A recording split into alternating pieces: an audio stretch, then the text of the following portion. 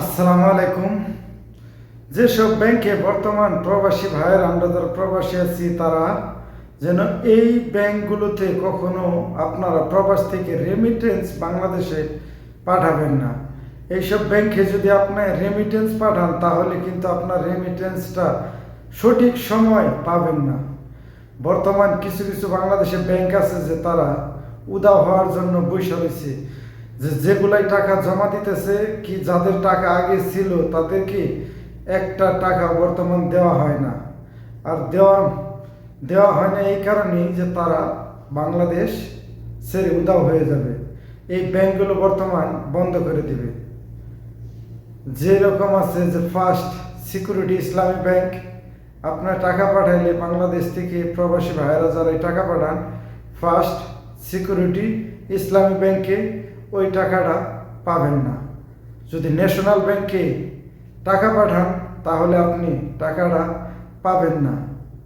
যেরকম global bank, বিভিন্ন এইসব ব্যাংকে যারা যারা টাকা পাঠাবেন তাদের টাকা বর্তমান বাংলাদেশ থেকে উঠাইতে পারবেন না। টাকা দেওয়ার সাথে সাথেই বলবে যে ভাই টাকা আসে নাই, বিভিন্ন অজুহাত দেখিয়ে। হয়তোবা যদি আপনার 20 লক্ষ টাকা জমা থাকে, কি আপনি এই প্রবাস থেকে 1 লক্ষ টাকা পাঠাইছেন, বড় জোর হয়তো আপনাকে 20,000 টাকা দিবে, তার বেশি টাকা আপনি কখনোই পাবেন না। এইসব ব্যাংকের থেকে যারা প্রবাসী ভাইয়ের আছে যারা জানে না, অনেক সময় ভুলবশতই এইসব ব্যাংকে টাকা পাঠিয়ে দেন, কি আপনি না চাই না এইসব ব্যাংকে টাকা পাঠাইতেছেন, মানে আপনার টাকা কখনো আর উঠাইতে পারবেন না। এইসব ব্যাংক কিন্তু কয়েক দিনের ভিতরে, কয়েকটা মাসের ভিতরে এইসব ব্যাংক বন্ধ হয়ে যাবে।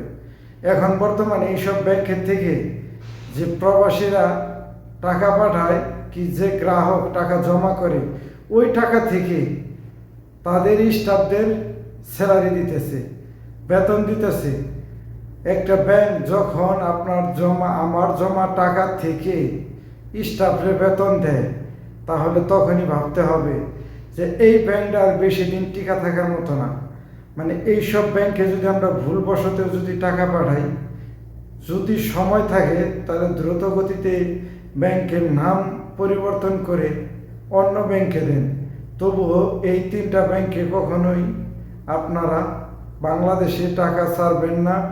যারা প্রবাসী ভাইয়েরা আছেন তারা, এইসব ব্যাংক যে কোনো মুহূর্তে বন্ধ হয়ে যাবে।